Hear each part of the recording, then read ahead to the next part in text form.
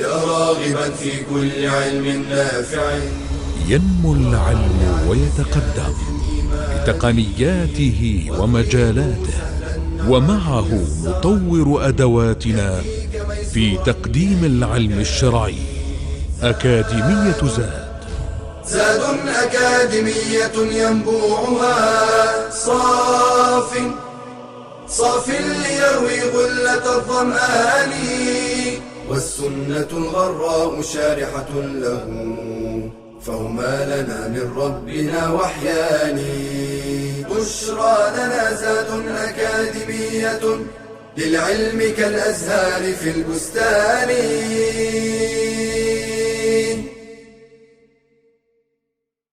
السلام عليكم ورحمة الله وبركاته, and welcome back. Bismillah ar-Rahman ar-Rahim.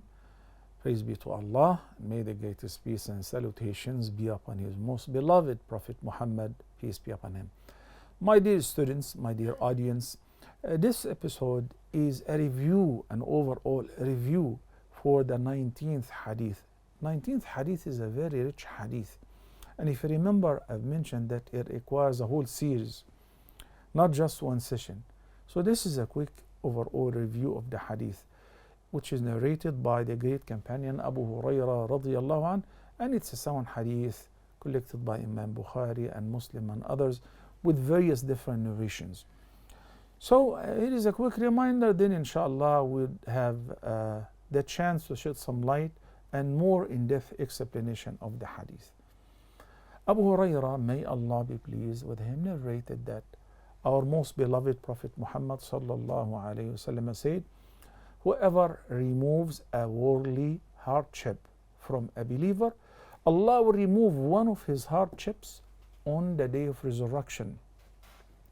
And whoever grants respite to a debtor who is in difficulty and cannot afford to pay, the Almighty will grant him a relief in this world and in the hereafter.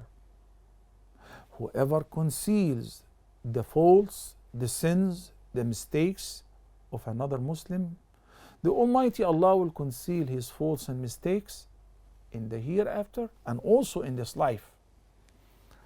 And then he said, sallallahu alayhi wasallam, may the greatest peace and blessings be upon him, Allah will help a person so long as he is helping his brothers. Whoever follows a path seeking knowledge, Allah will make a path easy for him to enter paradise. Then he said, peace be upon him, whenever a group of Muslims sit in any masjid to learn, any house of Allah, recite in the book of Allah, to learn the word of Allah together, Allah the Almighty will grant them 4 privileges. Tranquility will descend upon them. The mercy of the Almighty will envelop them. The angels will surround them, and Allah will mention them in a gathering which is better than their gathering, in Al-Mala'ul A'la, the gathering of the angels. Then finally, the Messenger of Allah stated a very important fact in Islam, which makes it very distinct from any other faith or religion. Whoever is lowered down by his deeds, then his lineage will not help him on aught to be granted salvation or to get ahead. One thing at a time. Whether man nafasa or man farraja, all of us, sometimes we experience hard times, difficulties, hardship. Not necessarily financial. Yes, most of people, their hardship is focused on the financial restraint, or they are in debt, or they lose their job. They don't have the means to pay for their mortgage or to settle their debt, which represents the greatest burden. And the Prophet ﷺ used to seek refuge with Allah against debt and against worries. If you are being asked by anyone to help them out, to deliver them out of their hardship, that is not going to be forgotten. That is not going to be a simple act of kindness. No. You deliver somebody out of their hardship, you give a relief to somebody who is experiencing difficulty, You remove one of the hardships that somebody is experiencing, then guaranteed that the Almighty Allah will remove your hardship on the day where you need it most, on the day of judgment. As we said before, الجزاء من جنس العمل. What does it mean? The Almighty Allah will reward you of the same type of good deed that you've done. Not the volume, not the quantity, but the same type. Like when you give in a charity, Allah will give you more. Rizq, money, will bless you in your wife, in your spouse. You will be promoted. Somehow you'll get a promotion or an earning which you never expected. Many, many folds of what you've paid. A doctor who's treating patients and they pray for him, he is doing his level best to prescribe for the patient the ultimate true medication according to the best of his knowledge, which they can afford. Not because that a medical company or pharmaceutical company is paying him to prescribe this medication and he's making a commission. No. For the sake of the Almighty, he chooses the right medication for the patient. And if they cannot afford it, he's got the samples. He gives it to them for free. Do you think Allah the Almighty will leave him alone? No. Will deliver him out of sicknesses, diseases, him, his wife, his children, his parents, and so on. In Surah Al-Rahman, the Almighty says, هل جزاء الإحسان إلا الإحسان. That's a rhetorical question. Its answer is already known and it is definite. Is the reward for what is good but something good? And imagine who's giving the reward? The Almighty, who says, الحسنة بعشر أمثالها. The reward for a good deed begins with 10 folds of it, and up to 700, up to a limited number of times. MashaAllah.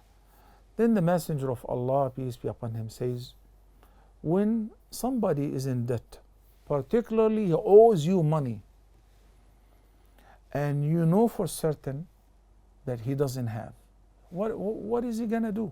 So when you squeeze him, when you put pressure on him, some people take their lives. Some people go to sleep, they never wake up, or they have a stroke. Why? Too much pressure. What did you gain out of that? Did you collect any money? No. He left. And he left orphans and a widow. So when you say, oh Allah, make it easy for him, provided this guy is really in need, it happens a lot. On the other hand, there are some people who are mumatil. They have the means. They don't want to pay. Why? They say, this guy is very rich. It's not going to hurt him. Let me delay a month or two or a year. He may forget. The Messenger of Allah, peace be upon him, said, whoever takes people's money with the intention of paying back once he's capable and on time, addallahu an. The Almighty Allah will settle his debt on his behalf, will enable him to pay it off on time. Versus, وَمَنْ أَخَذَهَا يُرِيدُ إِتْلَافَهَا. And whoever collects people's money, like he borrows from this guy and from this guy, and he goes to this rich guy, says, Wallahi, my mother is sick, my wife is in the hospital and I need this money, and I promise you I'll pay you once I get paid in a month period of time. Inside of his heart, he's not planning to pay back. That happens a lot as well. He says, those guys are rich. They will forget. They will not even ask for it back. And if they ask, they say, I don't have. What can I do? Such person or persons, وَمَنْ أَخَذَهَا يُرِيدُ إِتْلَافَهَا أَتْلَفَهُ اللَّهُ. Allah will ruin him. So he thought that he collected some money without making an effort, without having to work. But this money will be a curse. But if somebody collected the same amount because he is desperately in need and his strong intention that he is going to pay off on time, Allah will help him off to pay off his debt. So when we know that somebody is seriously in financial restraint, when you give him a break, the Almighty Allah will give you a break and will give you a relief in this life and in the hereafter as well. Paying back. الجزاء من جنس العمل. You happen while walking in the street to see somebody who is committing a sin, whether a minor sin or a major sin. So you had the choice to film what he's doing on camera and put it on the social media to expose him. And you had the choice to advise him and close the chapter and pretend as nothing have happened. Which one is more praiseworthy by Allah? The latter one, the second choice, provided that this guy is not normally a person who's a sinner. He's not a criminal. He's not a criminal person. But you know, we're all weak. Sometimes we make mistakes. But for a person who's known to be a criminal, to be an alcoholic, to be a rapist, we have to expose him, report him to the authorities. Don't put him on the social media. You know? So whom do you conceal the sins? People whom you know that they're honorable people, but they happen to fall into weak moments. To comply with their desire, conceal the sin for them and advise them that Allah the Almighty expose you in order to take heed. Don't do it again. Got it? When you do so, Allah will conceal your faults and sins, especially on the Day of Judgment, which is known as the Day of Exposure. Subhanallah. When the Prophet ﷺ said, as long as you are helping somebody, Allah will help you. Which means you want Allah to be always next to you, supporting you and helping you. Find somebody to help. They're all over around us. Sometimes you can help financially, sometimes you can help physically, sometimes you can help morally by speaking to them, hearing them. Sometimes you can help by making recommendations and intercession. Immediately Allah will help you and will be next to you, always supporting you, delivering you out of your hardship and difficulty. And then, mashallah, the importance of seeking knowledge. Which knowledge? The Quran, the Sunnah, which will bring us closer to Allah. You've decided to take out of your time, which you normally use for earning or joking or laughing or playing or vacationing or spending time with the family. Why? I want to memorize the Quran. I want to learn the meaning of Surah Al-Baqarah. I want to know how to recite with tajweed. I want to learn the halal and haram. You have chosen to take a path to heaven because Allah will facilitate your entrance of heaven through doing so, taking a path to seek knowledge.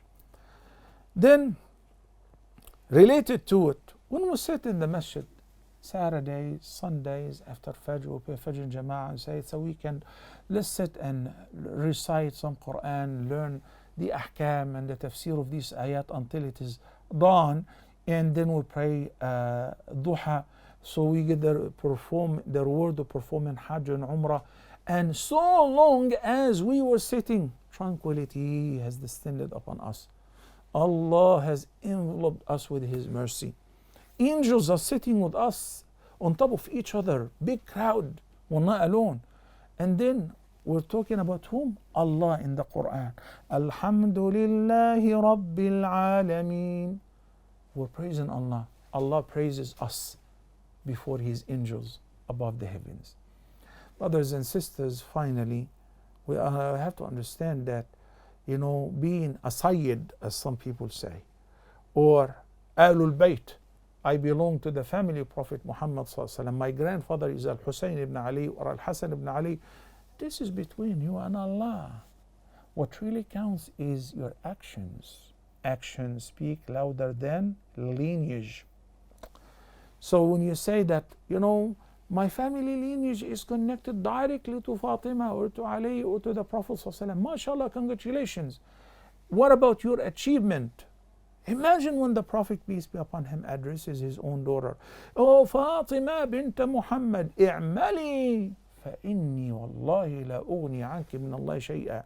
By Allah, I cannot avail you an aught against Allah, unless if you have done something good to benefit yourself. May the greatest peace and blessings be upon Prophet Muhammad sallallahu alaihi wasallam. You love him, follow him. You love him so much, follow him strictly. Follow his sunnah. You want to be with him in the same level in heaven like a family member, even though you're not a family member, do what?